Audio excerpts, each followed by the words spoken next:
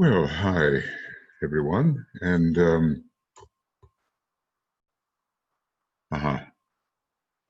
okay, now hi. Sure enough, I have to always check that, otherwise I'll be doing that great pantomime and have to do it all over again. Well, we're on letter 4. This is page 50, and there are 350 pages in this book. So we've done 12 programs, and 7 times 12 is 84. So maybe, we have about another 70, 72 programs to go. It just depends on how we do it and how many hours they last, how much ground they cover. This is letter 4, the use of the sacred word in meditation. There's quite a bit about this as well in the rays and the initiations. So I would suggest that you check the chapter or the rule. It's either Rule 2 or Rule 3 that deals with the sacred word. I think, if I'm to take a quick look here, I think I can do that.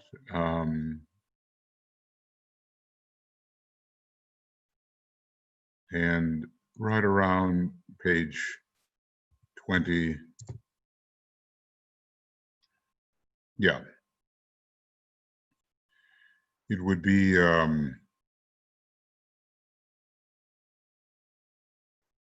here that you would also want to look. Dual the moving forward, the door is left behind. That is a happening of the past. Let the cry of invocation issue forth from the deep center of the group's clear, cold light. Let it evoke response from the bright center lying far ahead, when the demand and the response are lost in one great sound. Move outward from the desert, leave the seas behind, and know that God is fire. And I think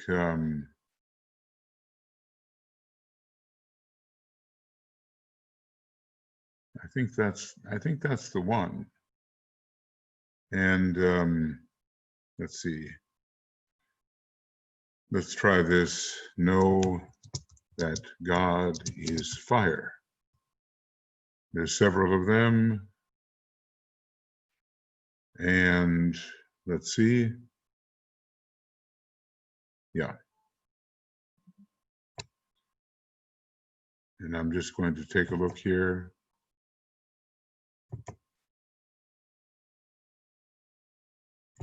I'm hoping that this is the one for us. Well, I'm glad I checked. Actually, it's Rule 2. And we see the different ways that the Om is sounded. And it's on page 55, and I think following and preceding just a little bit. So here, point 3 particularly tells the story, and it's more sophisticated, I think, because so much time had passed. This being written in the 40s, and the letters on occult meditation in the early 20s, maybe 1920 particularly. So anyway, check on this, and it's all written out in commentary form on Makara, and presumably on YouTube before long, maybe there already.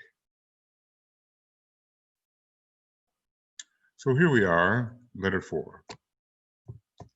The use of the sacred word in meditation.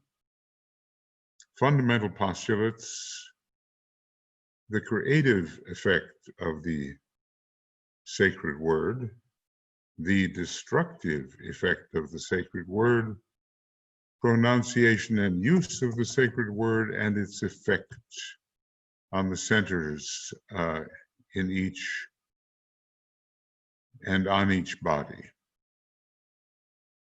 Sometimes we are given to wonder whether the sacred word Om that we usually use is truly the correct sacred word. But whoop. Okay.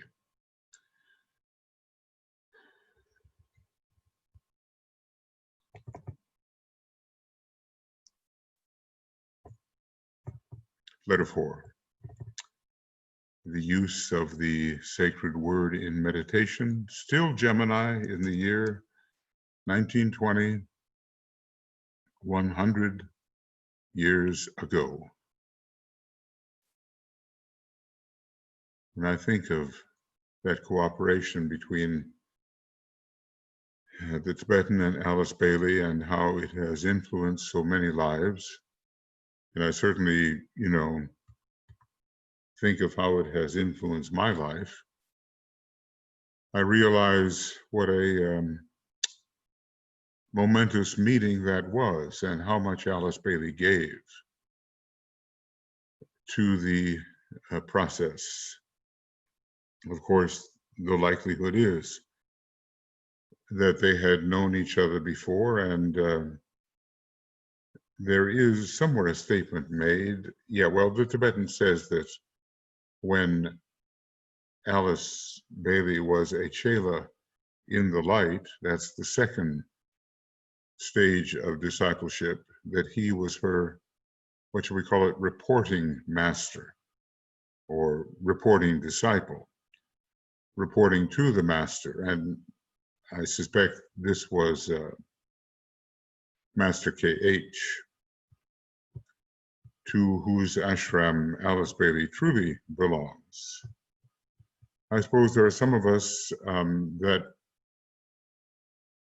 belong to Master K.H.'s ashram. If we do belong to the Tibetan's ashram, in a way it's like belonging to Master K.H.'s ashram, because the Chohan that's head of the second Ray ashram is Master Kuthumi, and Master DK is very much part of that process. Even though, there are times when the Tibetan says that Master Kuthumi is his master, and other times when he directs that distinction to the Christ himself. The subject that we are to deal with today is of such profundity and of such a vital moment that your shrinking from even considering it is exceedingly natural. No matter what we may say upon the matter, we can but touch the fringe of it, and the depths of what will be left unsaid may seem so great that the data communicated may assume too small proportions. But I think he's saying here that what is going to be communicated is definitely of value to the reader and to the one who ponders. When you read, do you ponder? When I read, do I ponder? Well, in this mode of reading, I think so. Okay. So the fundamental postulates, and I'm going to put a 1 there. I always get lost in these outlines, and then I have to go back and hope that I can make sense out of it. So fundamental postulates, and here, there are five points.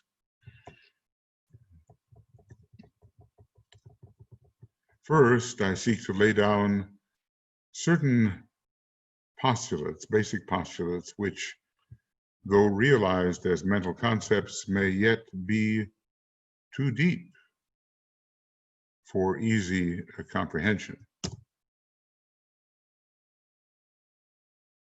Okay.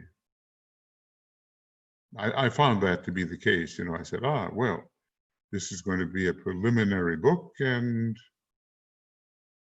I can read through it without too much difficulty, and I found immediately many difficulties. So these postulates are 5 in number, 5 out of a number too vast for your apprehension. One of DK's problems is to boil down the wealth of material of which he is aware and which could be presented, but cannot or could not be presented because the complexity is just too great, too overwhelming. So 5 in number, 5 out of a number too vast for your apprehension. These postulates themselves are based on certain fundamental facts, and these facts, 7 in number, are not as yet all comprehended. We certainly have outlines here, and then outlines within the items of the outlines. So I know I'm in trouble right away here to try to keep all this straight.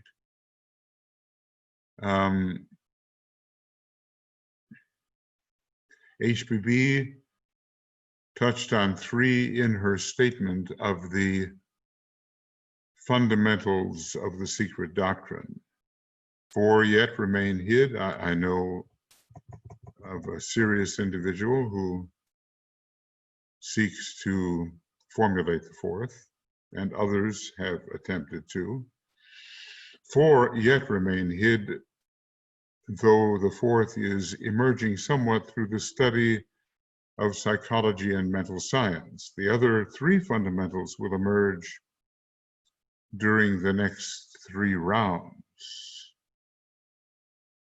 And that, of course, means millions of years, if what Blavatsky said is correct about rounds, these chain rounds taking something like 300 million plus years. So this round will see the apprehension of the 4th fundamental, and the question is, but when? We always want to rush things. There is no rush, no hurry, nor is there any time to lose. But we think perhaps that we will be the one who formulates this. And it's a kind of a mixed motive, isn't it? Because it has in it some ambition for the personal self. So the 4th is emerging through the study of psychology and mental science, a combination of the 4th and 5th rays.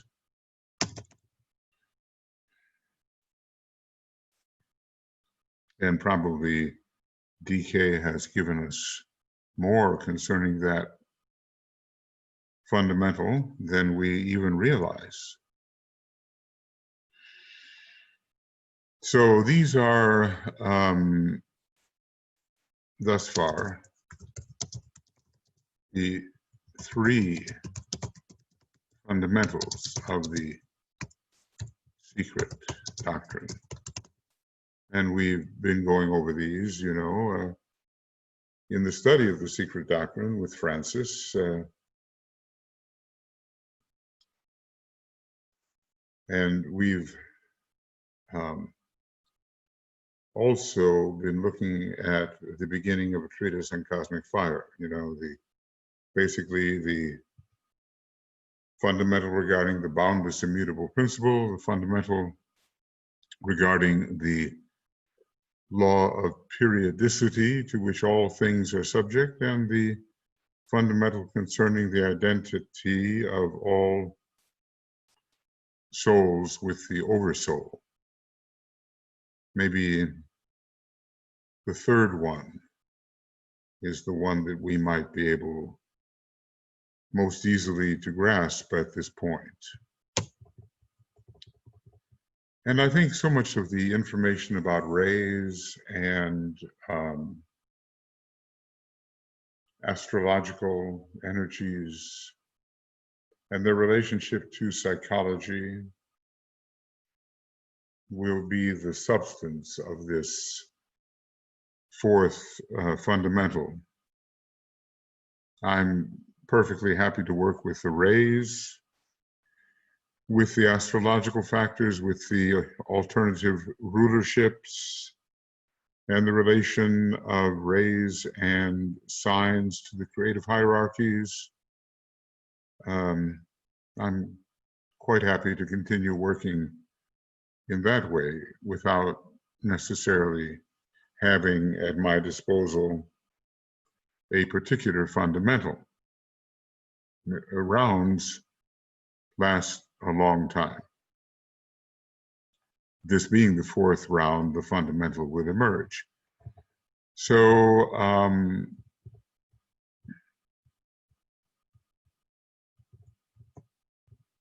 postulates, 5 in number, 5 out of a number too vast for your apprehension.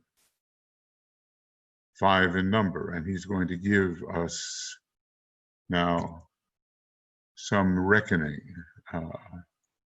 of these 5.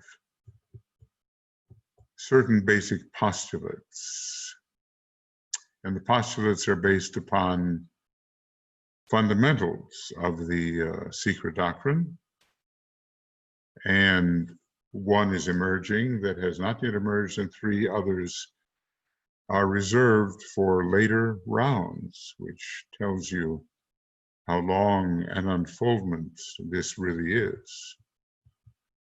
So what do we have? Let's see if I can get this straight. We have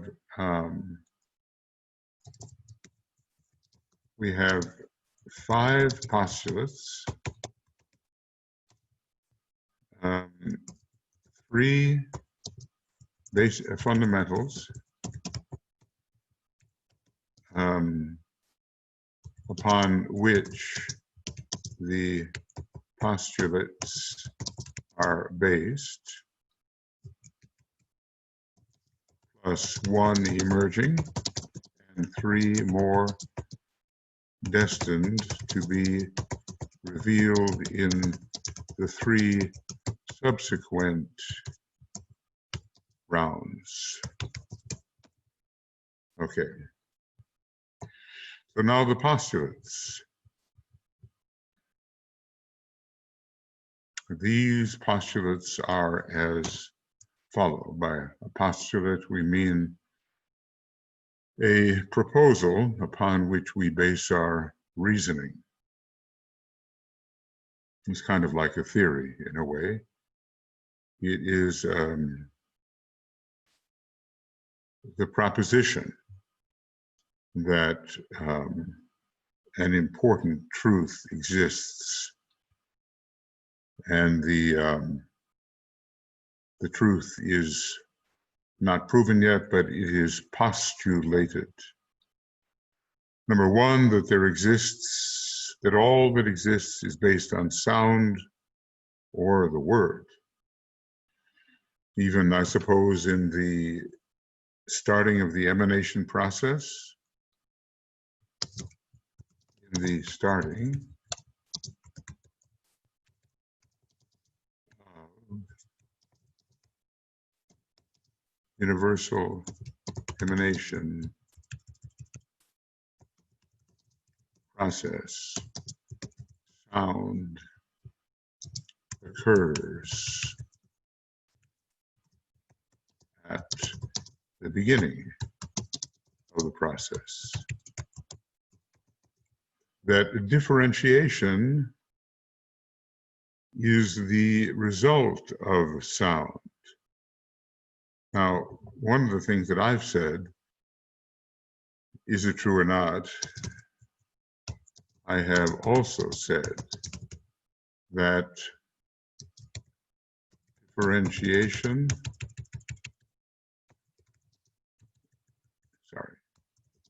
is the result of the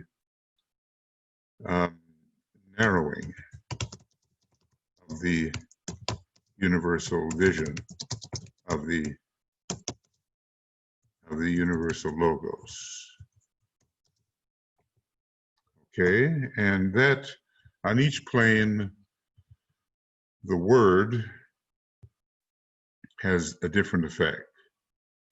And okay, so we speak of every entity of a certain caliber being able to sound forth a word. See, not just the soul of man. So, what do we have here? We have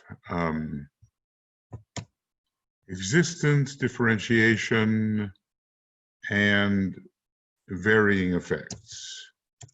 So we have, as the result of sound, existence, differentiation, and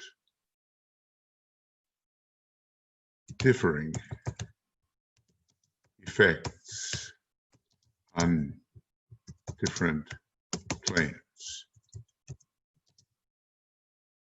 So these are the three results so far. And let's just see, I think I want to, I want to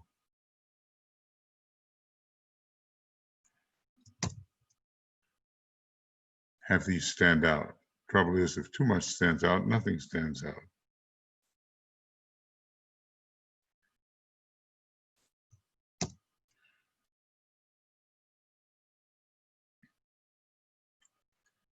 And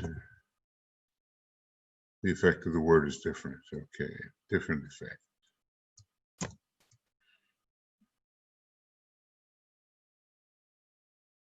I tend to, look at differentiation as a question of perception. There is a massive universal unitary vision, kind of a self-perception by the universal logos of itself in an undifferentiated manner. Then maybe sound comes along and reduction in perception.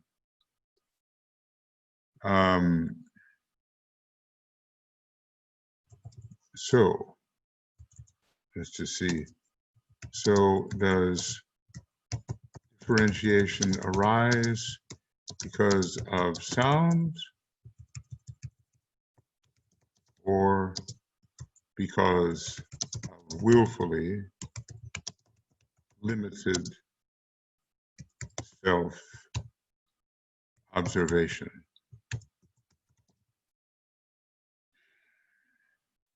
When a great source refuses to look at the entirety of itself, but only collapses the extension of its vision, then differentiation will appear. But we do have to think, that with sound being ruled in part by Saturn, the planet of differentiation, the throat center, the third aspect, that it has much to do with helping to produce and sustain that differentiation. It's not just a question of producing it, it has to be sustained. I suppose if the variegated notes ceased, everything differentiated before us would also cease. The big question is, how does the universal logos self-perceive in a manner which produces through emanation differentiation?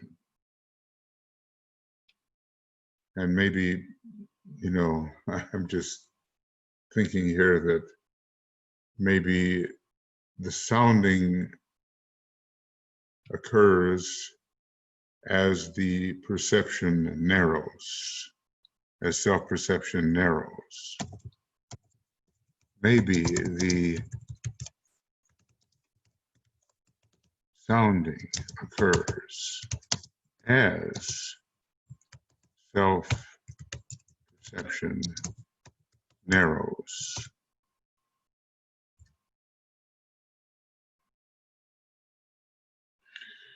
In any case, to be is to be perceived. And if at any moment the great universal logos ceased its self-perception, especially its differentiated self-perception, everything we call a thing would vanish. So here, some more of these postulates, that according to the note of the word or the vibration of the sound, will the work of building in or casting out be accomplished. Now, in a way, he might as well be talking about the human being here, but I think the statement is not limited to the human being. This applies to the human being, but not only the human being. Any entity can cast out and can incorporate. So we have incorporation or building in. Incorporation means taking into the body. We have incorporation or building in, and also casting out or ejecting. And that idea of intake and casting away is operative in so many dual processes. I mean, even in the air we breathe, what comes in as oxygen is retained, and that which is cast out is carbon dioxide. For plants, it is just the reverse. And then point 5 of these postulates, that the one threefold word has 7 keys, and these 7 keys have their own subtones. And can we ask, making 49 in all? There are fires, 7 fires of Brahma, of the ray fires, of the spirits of darkness, and they all have subsidiary fires. So there seem to be 7 subsidiaries to every main fire.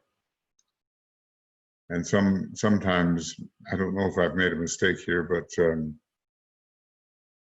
for instance, in an ashram, like the second ray ashram, does the Ray Lord of the ashram or the Chohan of the Ray ashram focus, let's say if the ashram is the second ray ashram, on the 2-2, and does that second ashram become the main ashram, or is there a focusing on all 7 with the second ray sub-ashram being that which is simply like the others, a sub-ashram not specifically supervised by the Chohan of the entire ray ashram? I hope I'm clear, because I have sometimes thought there's just 7, that's it. And let's say the 1-1, the 2-2, the 3-3, or 1-1, 2-2, 3-3, 4-4, that is the aspect of the ray ashram through which the Chohan guiding that ashram works. But maybe it's possible that it's different, and that let's say 2-2 is guided by a lesser initiate than the Chohan of the entire second ray ashram. So, that began to occur to me, and I'm just putting it out there as a possibility. Let's just say that all of us will find our ways, if we're on the path of initiation, treading the path of initiation, we'll find our way not only into a ray ashram guided by a Chohan, but into a sub-ashram guided by a master who is lesser than a Chohan.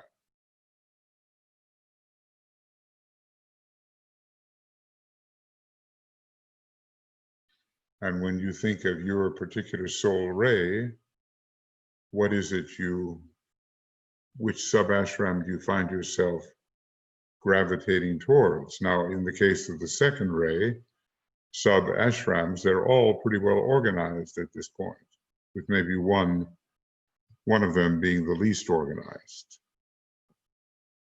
But the others maybe just have 3 or 4 or even less subsidiary ashrams organized. So here are our postulates,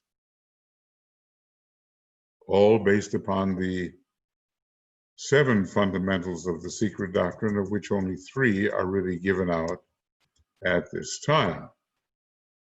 Our postulates.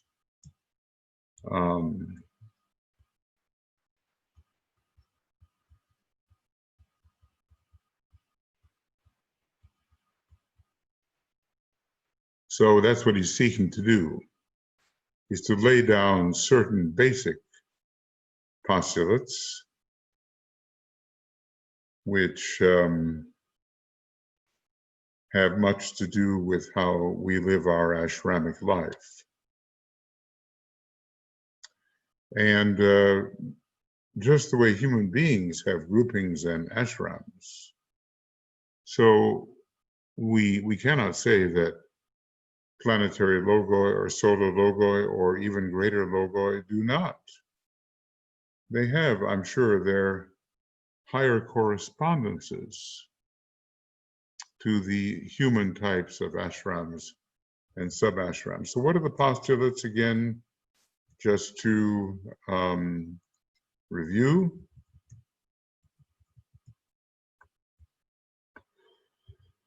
That all that exists is based on sound or on the word. In other words, when we sound the word, or whatever entity it is sounding the word, things differentiate, things appear. things shine forth as existing, and things won't exist unless there is differentiation. All you'll have is the homogeneity of a uniform substance, so that differentiation is the result of sound, postulate 2, and of course I'm including my own idea here about the cause of differentiation being reduction in self-sight, or what can I call it, a willful reduction in self-sight, considered as another cause of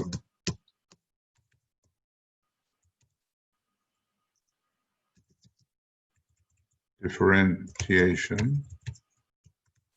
And then postulate 3, that on each plane the word has a different effect. There is a word sounded forth by the being who somehow includes a whole system. And that system, whether it's a plane or many planes or a planet or a solar logos,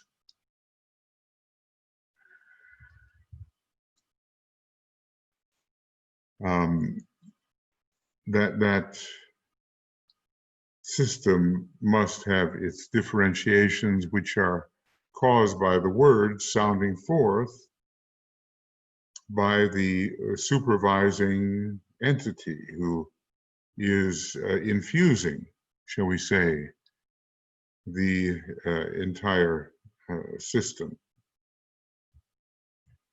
And point 4, that according to the note of the word, or the vibration of the sound, so I suppose the note of the word may involve, this involves pitch, musical pitch.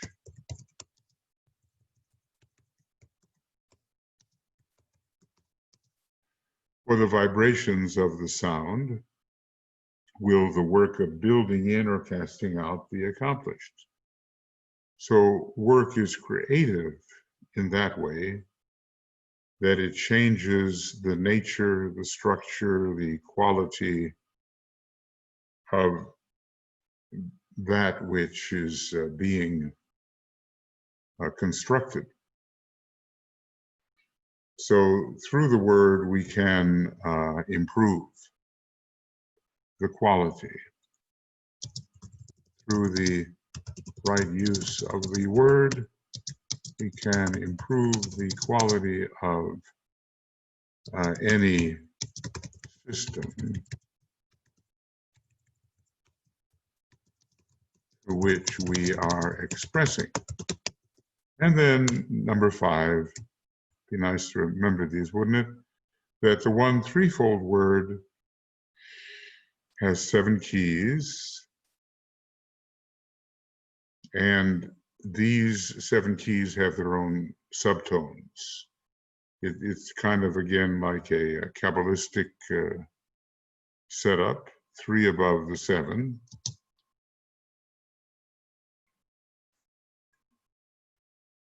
And you kind of wonder whether each aspect of the word has its own 7 keys, which would lead to 24. So 7, 7, 7, 21, and 3 would be 24, the shambolic number, 24, the shambolic number, or one of them anyway. 6 is another. And, you know, we have so much going on in our solar system that involves the numbers 2 and 4. Maybe it should involve 4 and 2, which still sum to 6. inasmuch as we're probably still demonstrating through a kind of fourth ray monad, and hence the great Davic content of our solar system, and a second ray soul. But at length, that 4, or any number of attribute, 4, 5, 6, 7, has to change into a number of aspect, 1, 2, or 3. Well, you begin to realize that we're on the borderland of a staggering complexity. And even though some of these assessments of the interrelation of numbers and qualities, or what HPV would call spiritual numerals, that their interaction is complex, it's of the utmost simplicity in relation to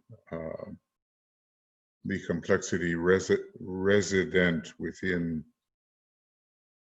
the system of the planetary logos, the solar logos, etc. So we're just starting out on our journey into purely reasonable complexity. And eventually, as we begin to be more omniscient and possess all knowledge on the third subplane of the atmic plane, which also is a drop in the bucket, we will nevertheless get the idea of the complexity of the system in which we live. Scheme system, globe system, scheme system, planetary system, solar system, cosmic logoic system, super cosmic logoic system of the one about whom naught may be said, and on it goes. And we have been through it many times, not just many, but forever, forever. Always emerging from what we do not seem to be, or emerging from what we seem to be through mistaken identity and through being subject to limitation, into what we really are, seeing that again consciously. So there are just such profound mysteries having to do with any type of manifestation in universe. So in the apprehension of these basic facts lies hid much light on the use of the word in meditation. Apprehension of basic postulates.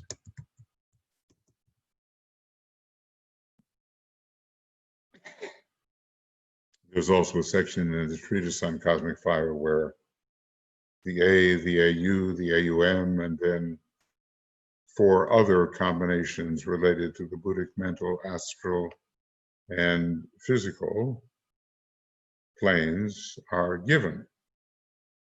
And that's a very important page to kind of combine with the information that is here.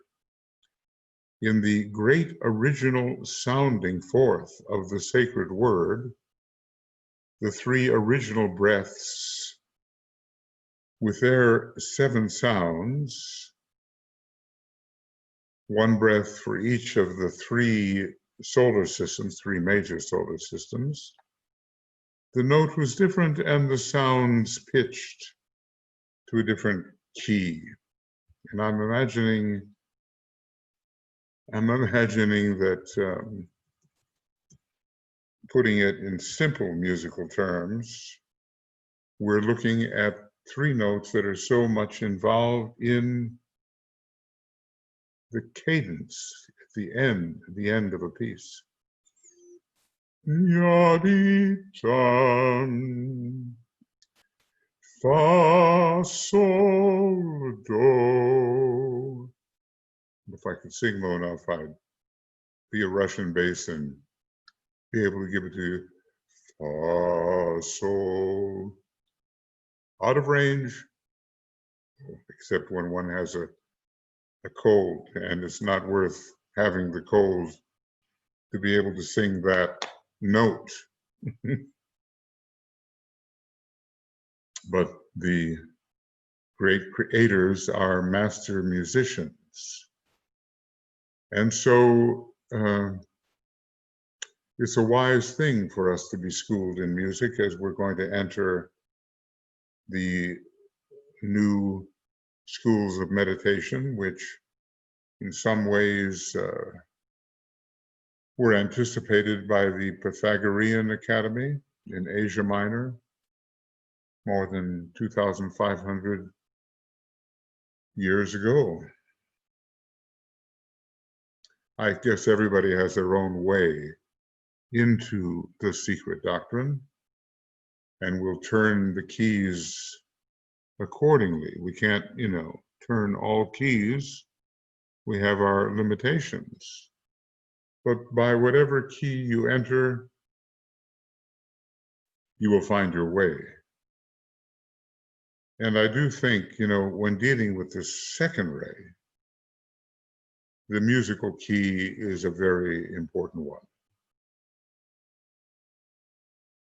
It's based upon ratio. 1 to 2 to 1, 3 to 2, 4 to 3, 5 to 4, 6 to 5, 7 to 6, yes. 8 to 7, yes. I mean, there are some adjustments there. And with every octave, we double the frequency. So as I've said before, we can organize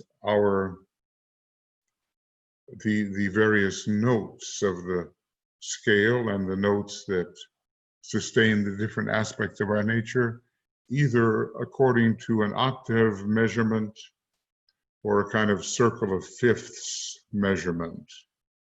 And there are other ways too, many ways to divide the octave. So this whole study of frequencies, a precise study on the fourth ray of mathematical exactitude,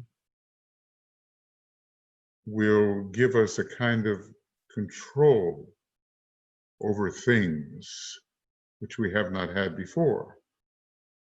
We'll be able to deal with the etheric generative aspects of standing things. And that's, going to be one of the first methods of healing to make its way into prominence, and it will tune up the outer mechanism, because so much of what is diseased is in a state of dissonance, and dissonance with the other factors within a diseased system. So harmony and health and healing and wholeness and perfection, those ideas go together. So in the great original sounding of the sacred word, and now we're talking about on the solar systemic level,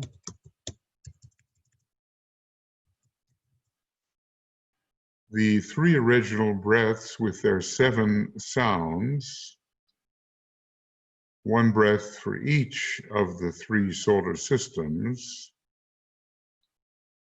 the note was different. Fa, sol, do, which is another way of saying, fa, okay, fa, sol, do, or green, blue, and red. It is interesting that when dealing with some of the repulsive colors that are associated with the Black Lodge. There is a lurid green and a loathsome purple.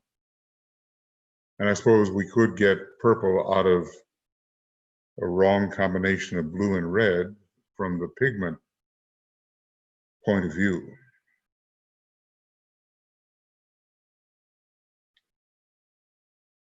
Well, we're going to have to learn to work with color during the coming fourth ray period, when the monad of the fourth ray comes into manifestation in 2025.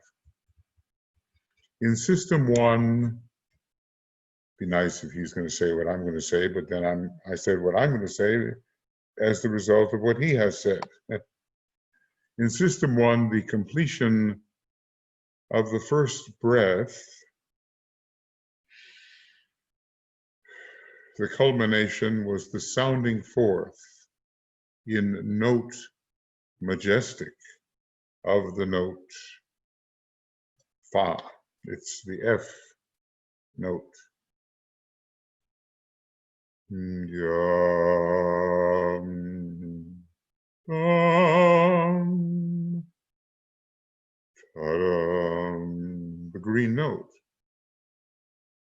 The note which forms the basic note of this system, the note of manifested nature, which he says we really couldn't stand to hear. It would be too much for us, overwhelming, if we were to suddenly hear in fullness the note of nature.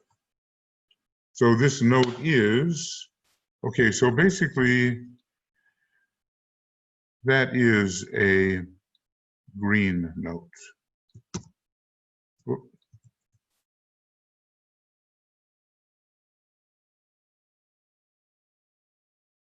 And I guess that some of our ray indications are hinted at by the kinds of colors we like very much, or wear, or surround ourselves with. You get to the fourth ray tact, they say, oh, I love all the colors, You get to the sixth ray, you get true blue, seventh ray, violet, and fifth ray orange, but not esoterically, and fourth ray yellow, and then going backwards 3, 2, 1, green, blue, or maybe indigo, and then red for the first ray. So this note, which is very useful, I think, in esoteric healing, this note is, and to it must be supplemented, the second note for this, the second system. It is not fully sounded or rounded out, nor to the end of the greater cycle will it be completed. And what is the greater cycle? And let's just ask, is this cycle the entire present solar system? Or since the monadic ray of this system is probably the indigo ray,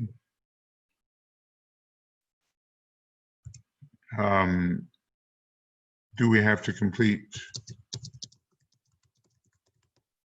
all incarnations of the solar logos in a series of 6 or 7 solar systems? Whoop.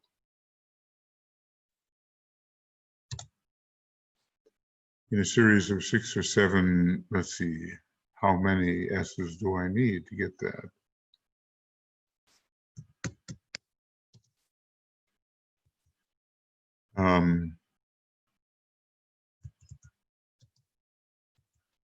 Well, I'm just going to let it go.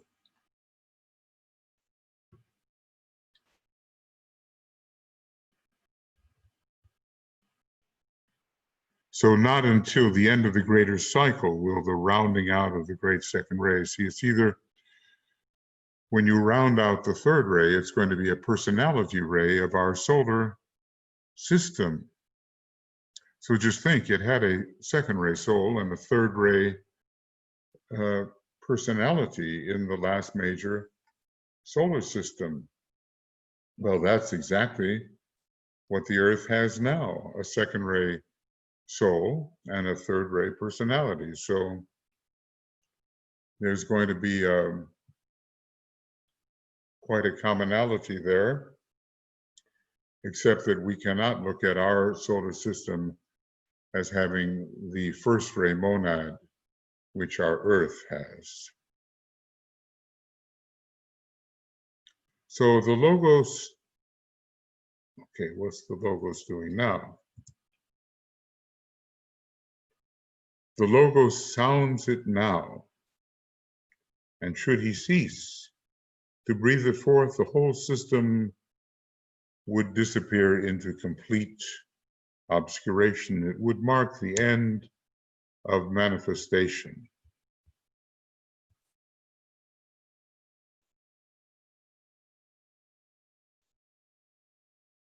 So this note, and to it must be supplemented the second note.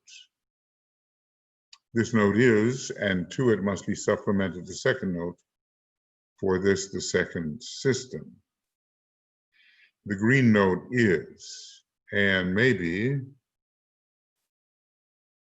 you know, he's talking about the entire present solar system. And I think what I'll do here is erase, because, you know, I think I've made a mistake here. I think now that he is talking of the green ray. This note is, because where this harkens back, I think, to the green ray. This note is, and maybe the word is.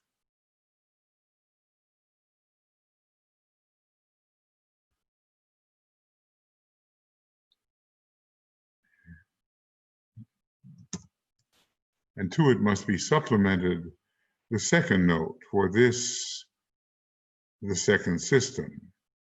It, again, meaning the green note, I believe, is not fully sounded or rounded out, nor to the end of the greater cycle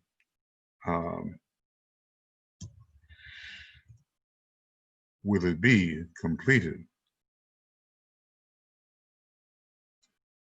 So we have had a period for the green ray, but the rounding out of the green ray is still incomplete.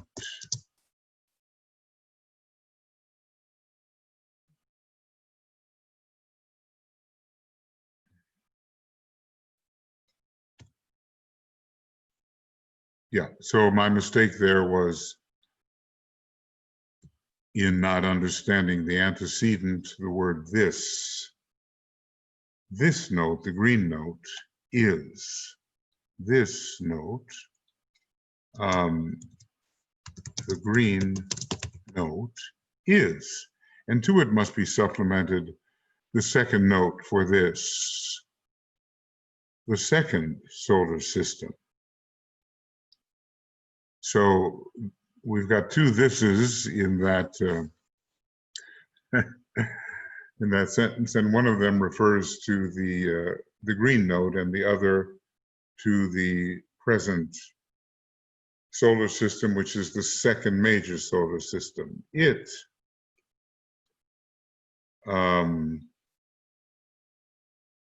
it is not fully sounded or rounded out, nor to the end of the greater cycle will it be so. So let's just say here, I misinterpreted the word it.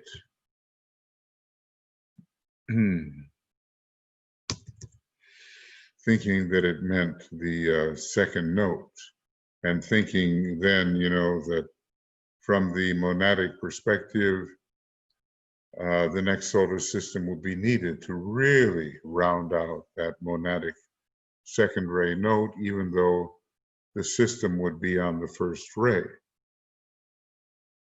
Well, it's a long time away. If that chronology in footnote 6 in Cosmic Fire on page 38 and 39, if that holds true information, which H.B. Blavatsky says it does, then it's going to be a long time before we know how all this resolves.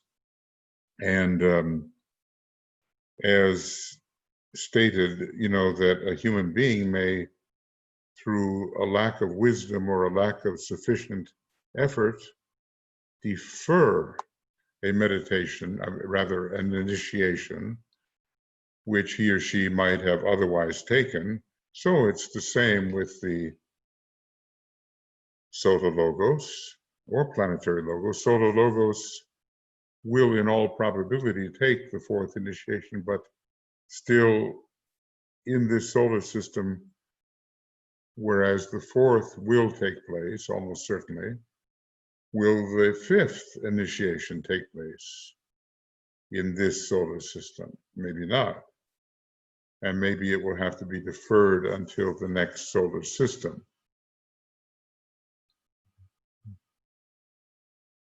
Anyway, in the same way, you kind of look at the petals of the egoic lotus, especially the sacrifice petals, the sacrifice petals of the mental plane, and you see, yes, that seventh petal is unfolding at the time of the first initiation, which has to do with managing the third aspect of divinity in a spiritual way. But the full unfoldment doesn't come until all the three sacrifice petals spring open, and thus it is for the eighth petal unfolding during the second initiation process, but not completely, only there at the very end, which we might call the end of the greater cycle.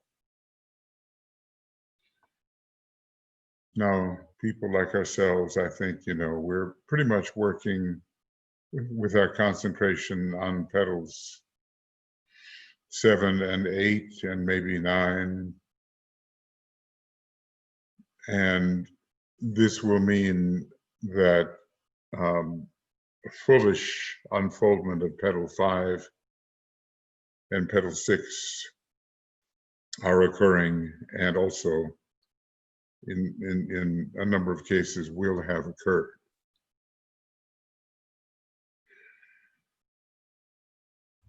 Okay, I hope I'm being clear, because it is a little bit intricate, and if you make a mistake like I made just now, well, okay, then you have to go back over it.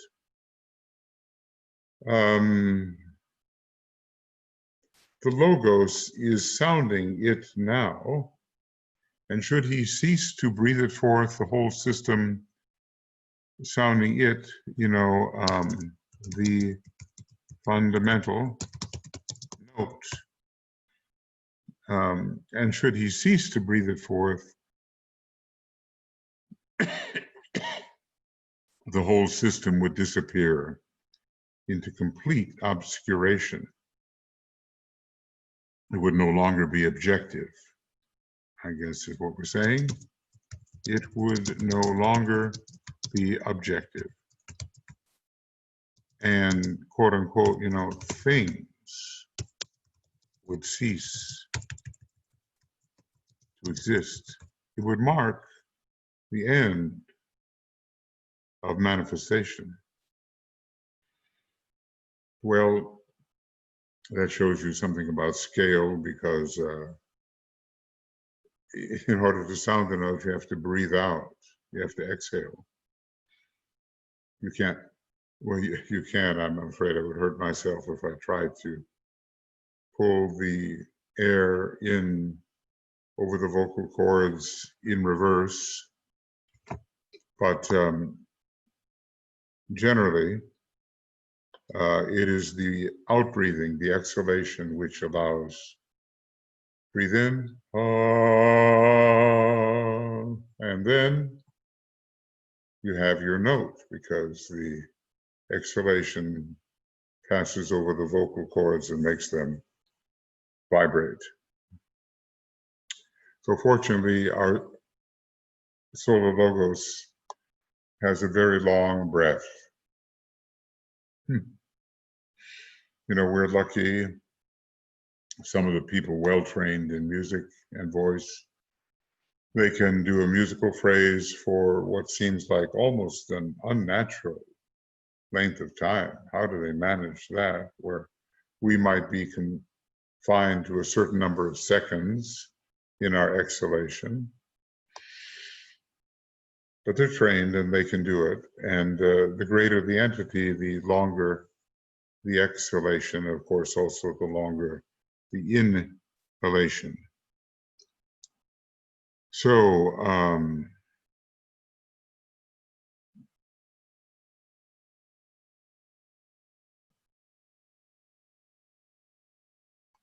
yeah, we're talking about things coming into manifestation and things going out of manifestation on the basis of a great breath, not necessarily the great universal breath, but the breath of the solar logos.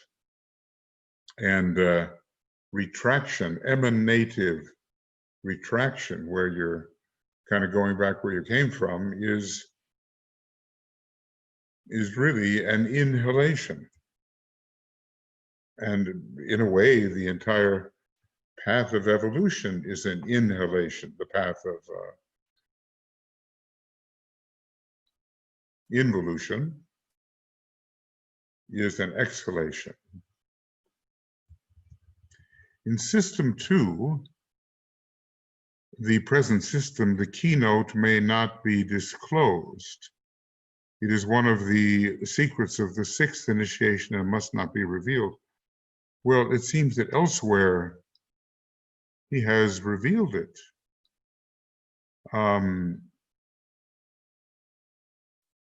You know, I'm not sure. He writes books in the beginning and says, I can't tell you about this. And then some number of books later, he's been given permission to do so. So is the keynote of the second system, second major system,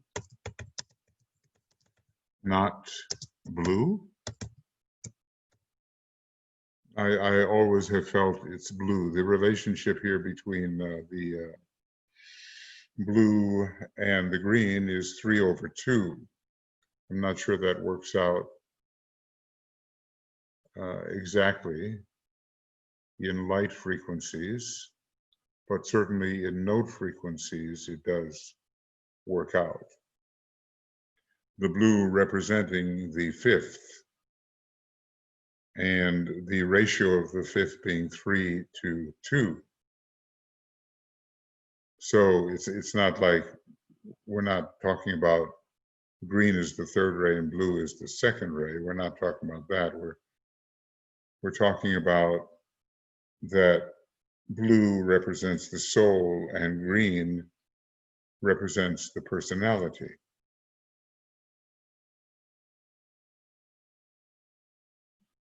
And if we want to get into the soul, it's 3/2. If we want to deal with the personality, it is 4/3. and that will give us a kind of a green expression. I think, you know, when we're dealing with these matters, we're dealing with the very simplest parts. So, you know, we live in a blue system, I think, or at least indigo. And maybe there will be a different frequency there, but I think if we were to look here and check, I'm not sure that we can do this, but let's try, huh? Blue system.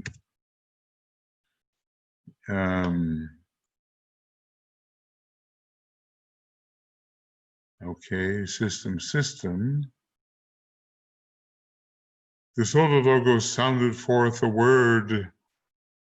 The form of our solar system came into being, its color being blue, and its note a particular cosmic musical tone.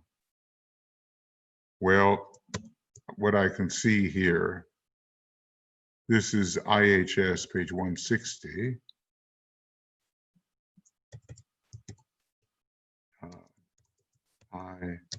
IHS 160. And I think, you know, what I want to do here is just make this a little bit smaller and less obtrusive. Yeah, there we go. Now, the problem here is, what is that musical tone? It is blue, but how do you arrive at the blue? Do we arrive at a perfect fifth from starting on the note A, in which case yellow, the yellow note in the other scale would emerge? Well, if we generally assign notes colors, we would be starting on an indigo note with A. And it would be indigo and violet and red and orange and yellow. We do have a yellow sun. That has something to do with our developmental status, and also something, I would say, to do with passing through a fourth ray stage. We don't know, in this incarnation anyway, yellow is the color. And that might tell us something about the monadic ray at this time. Maybe a second ray monad will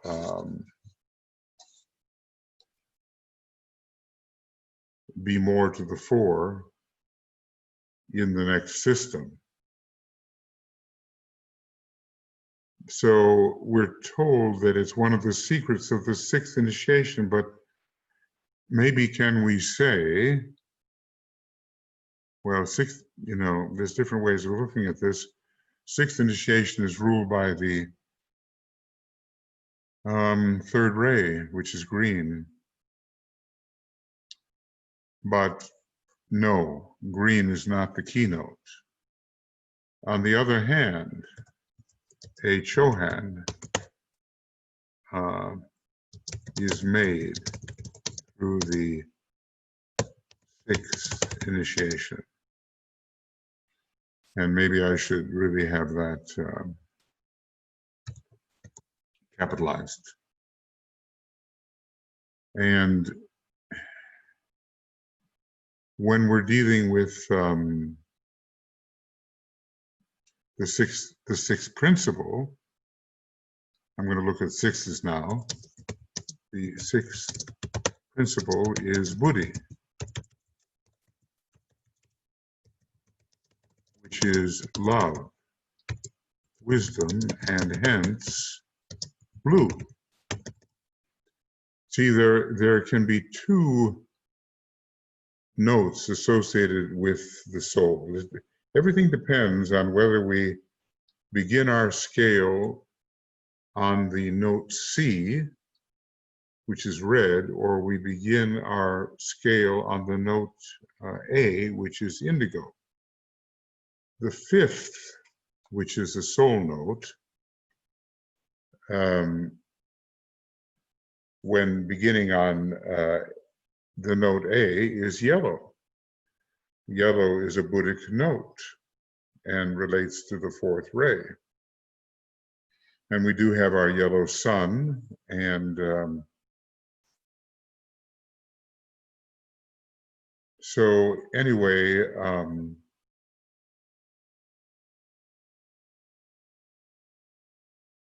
the key note, does he mean a note of music, or does he mean a kind of a color? So one possibility is yellow, if we begin on the note A, which is an indigo note. And then green, well, green would be, it would be one step beyond the yellow. But if we begin on the note C, which is considered a very legitimate starting place, then the blue note, a blue note, represents the fifth. And so we would have a fifth and blue. We would have a G, or a soul, fifth, blue. And I'm going to write that down.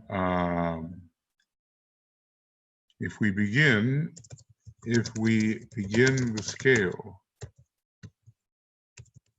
on the note C, which is red,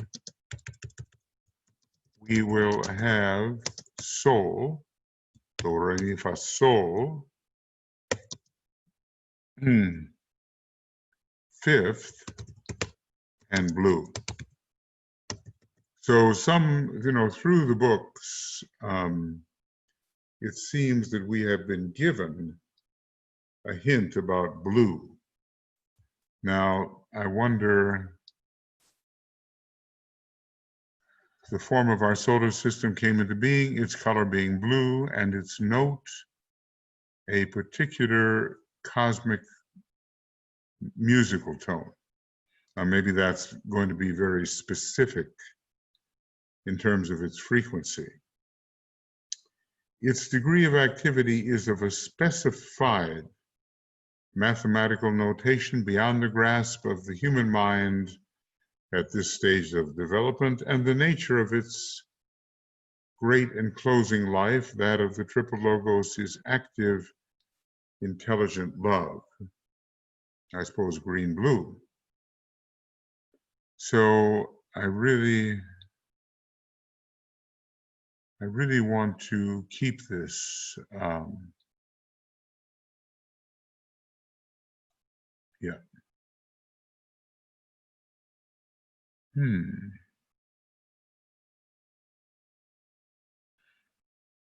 Right.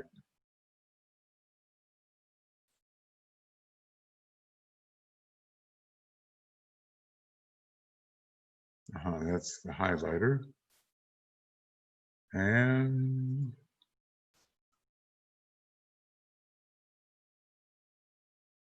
yeah. I see what's going on here. Okay. And maybe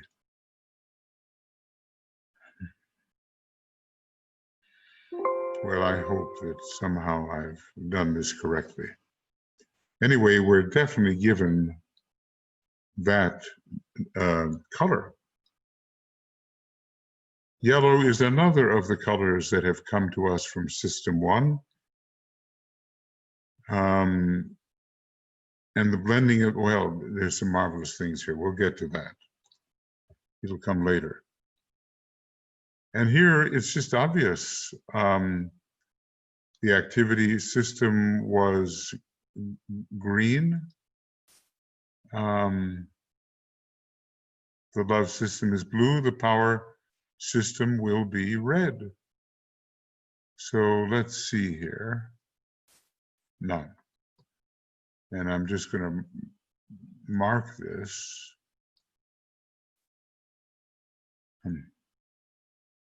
If I can.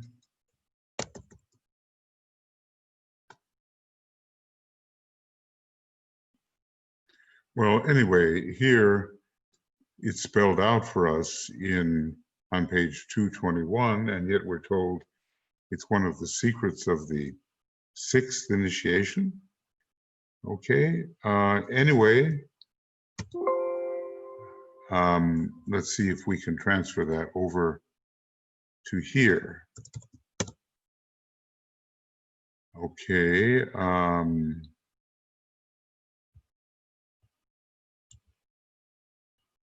I think I have to change that.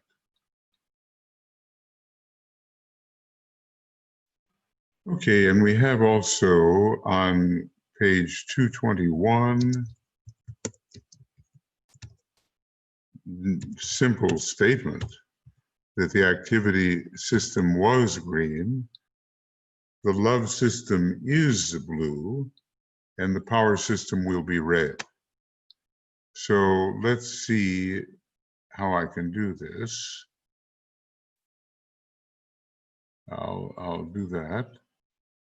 The love system is blue, and the power system will be red. Okay. Well, there's more that we can do, but the question is about the keynote, you see. And it says it must not be revealed. In system 2, the present system, the keynote may not be disclosed. It is one of the secrets of the sixth initiation. And as I was trying to kind of explain, if we're dealing with the sixth initiation, it has resonance with the sixth principle. And that is Buddhi.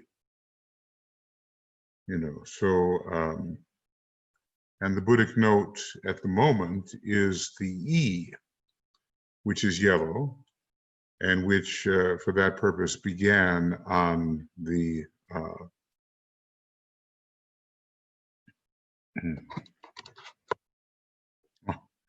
this is peculiar. I'm sorry for this.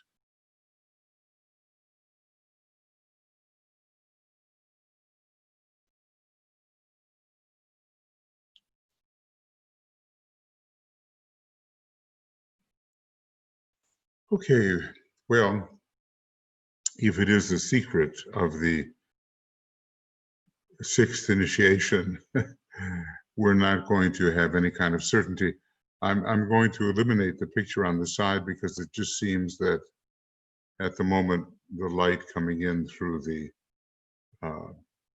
window behind me is creating some supernatural effects. So there goes.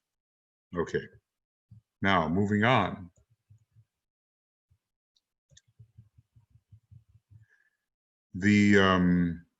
Yeah.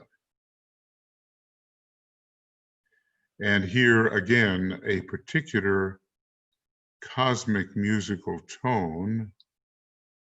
I think the note G or the note Sol is connected with this musical tone.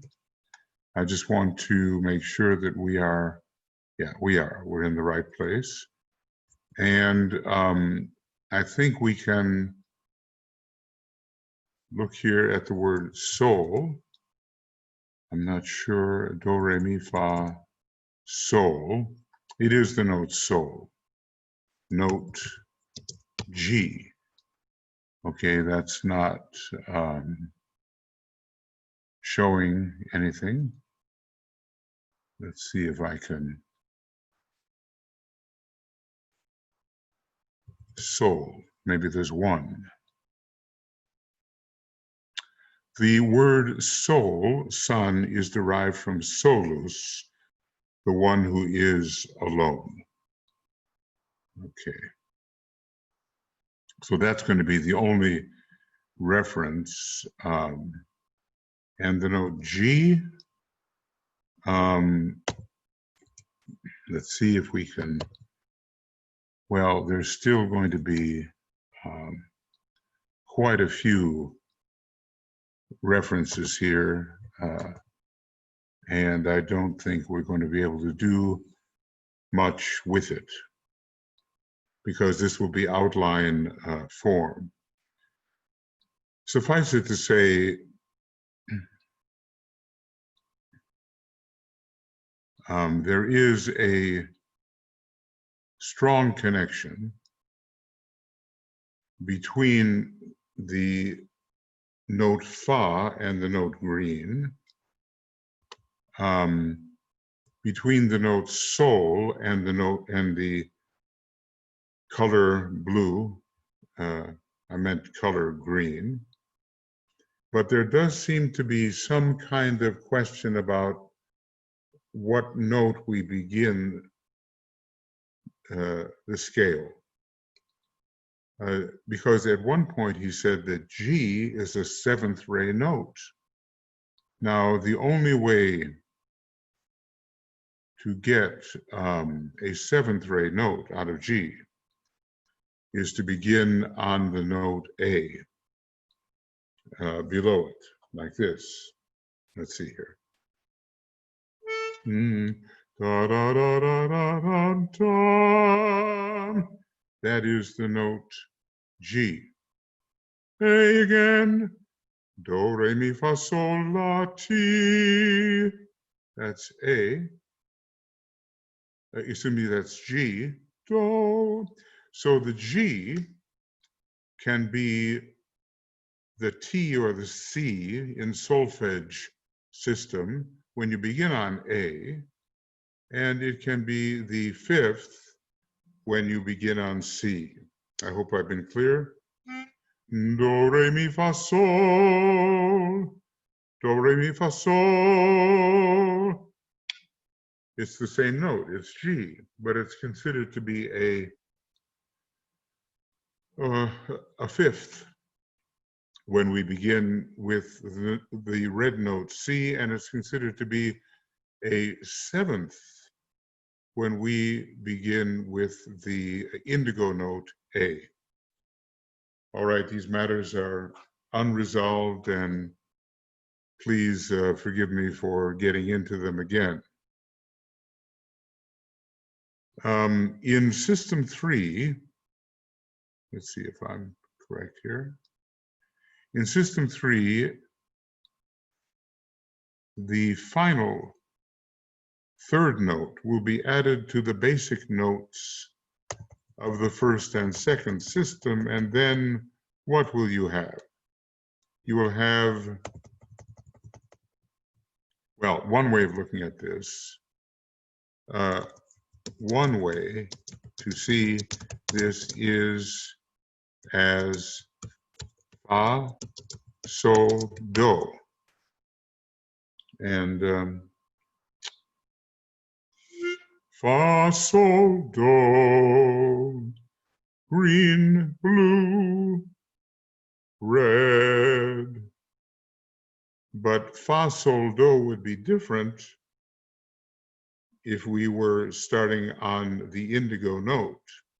It would be like this, which the indigo note being A. Fa, sol, do.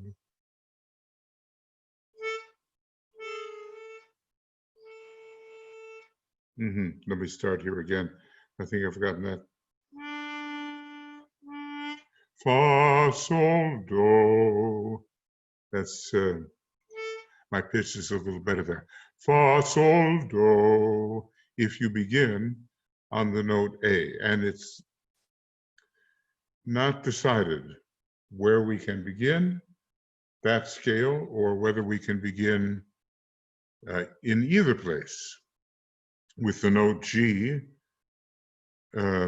representing sol, S-O-L, in the solfeggio system, starting with the red note C, or with the note G representing, well, it would have to represent the T, or it's called C or T in the solfeggio system, starting with the indigo note. Can both of them be represented? And does the note G have two meanings? Now, Blavatsky's assignment of color is quite definite. We have C, we have the red assigned to the note C. That's this note. That's a red note. This is an orange note. This is the yellow note. This is a green note. This is a blue note. This is an indigo note. Okay. Well, friends, there have been quite a few interruptions here, and I'm so sorry. Interrupted by sound, interrupted by light. Anyway, I have just a little more I want to do here, and I do hope that I don't have to do the whole thing over again, because I had the microphone on mute. Now, that's also possible, in which case this will be a pantomime. Okay. In System 3, the final third note will be added to the basic notes of the first and second systems, and then what will you have? Fa, sol, do, as I said. Fa, sol, do, unless it begins on A, the whole scale begins on A, and you will have a different fa, a different sol, and a different do. Do is always the beginning. You will have this.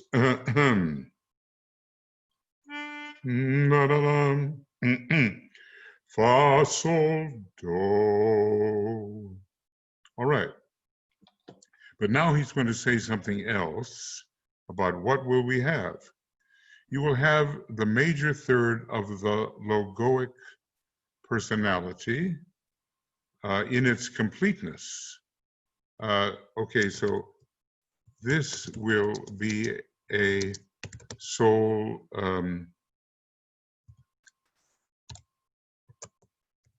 infused personality, a correspondence to the major third of the microcosm, one note for each plane.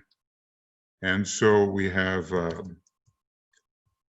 let's say it's like this: do for the etheric physical,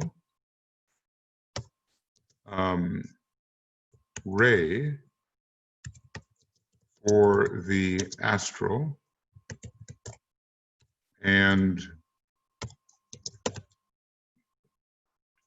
me for the mental, on which the mental unit is found, the lower mind is found.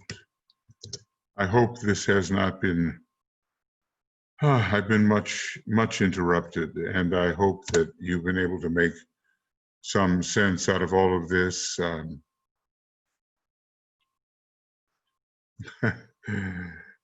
You never can tell, you know, it's all astrological. We have been told that the solar logos on the cosmic planes works at the problem of cosmic mind. He does not yet have the cosmic mental, no, that's CSM, cosmic mental polarization, as has Sirius. that he functions in his physical solar system, is polarized in his cosmic astral or emotional body, and is developing cosmic mind. All right, so basically his causal body is on the first sub-level of the cosmic mental plane, and he is working with the Earth and other such planets in terms of the cosmic mental plane, and that is what we, the plane upon which we are developing.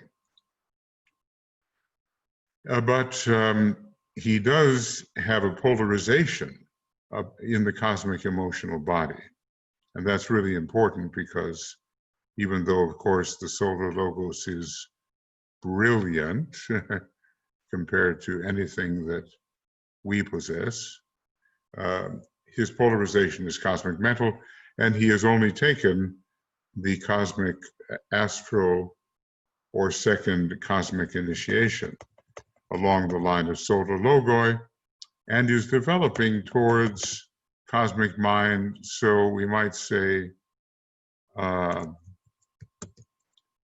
developing towards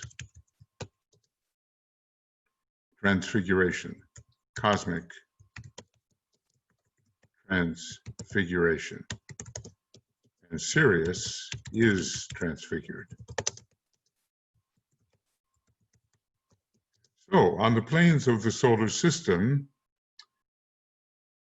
is it as with the microcosm? An analogy. In the realization of this correspondence and its wise application lies illumination on the use of the sacred word in meditation. Well, this is going to be a really big hint here. It depends on which sacred word we use. We can use the OM. We can probably learn how to use the A or even the AU.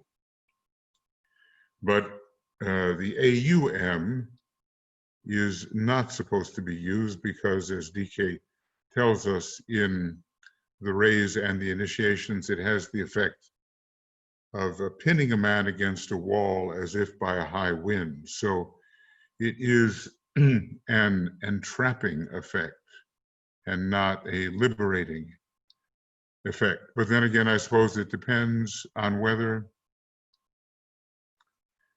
the AUM has periods between it or whether it is 3 letters together. I think there will be a difference. So system 1 corresponds, and I just have to use the word, if I can, major.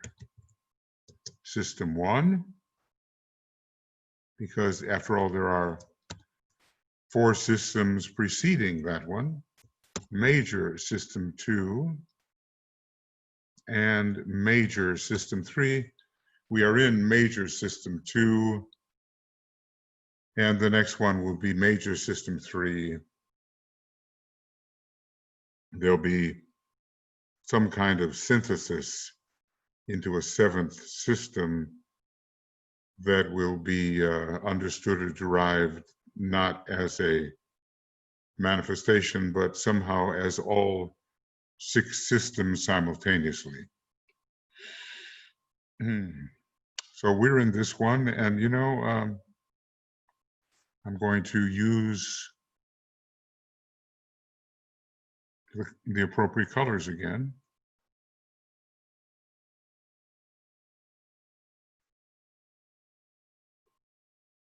And that will give us the hints we need. Okay. So these words major, they don't really belong to the Tibetan. We're just using them. And I'll make this a little bigger by 2.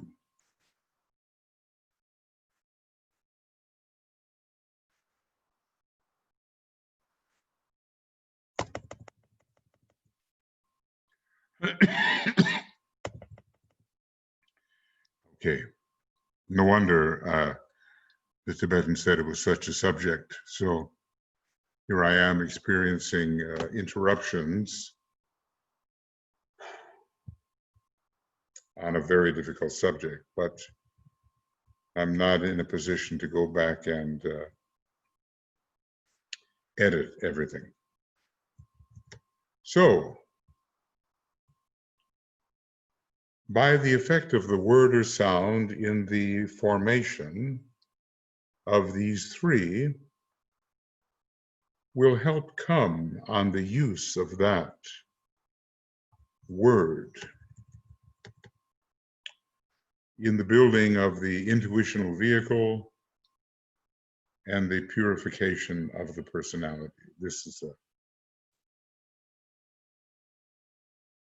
major statement.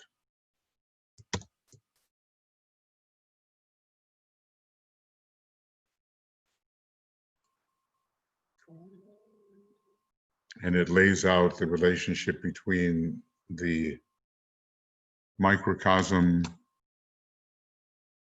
and this greater macrocosm.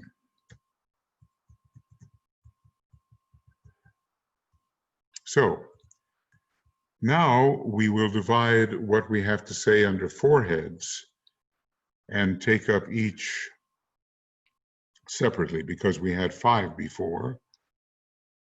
And I think the place for me to do this is in the next program.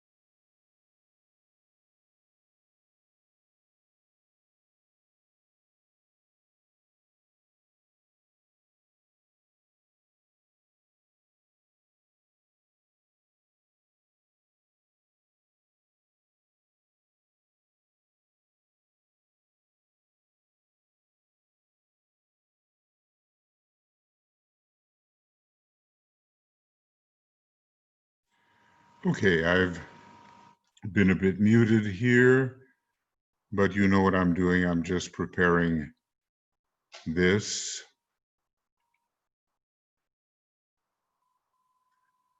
For our next program. So friends, I'm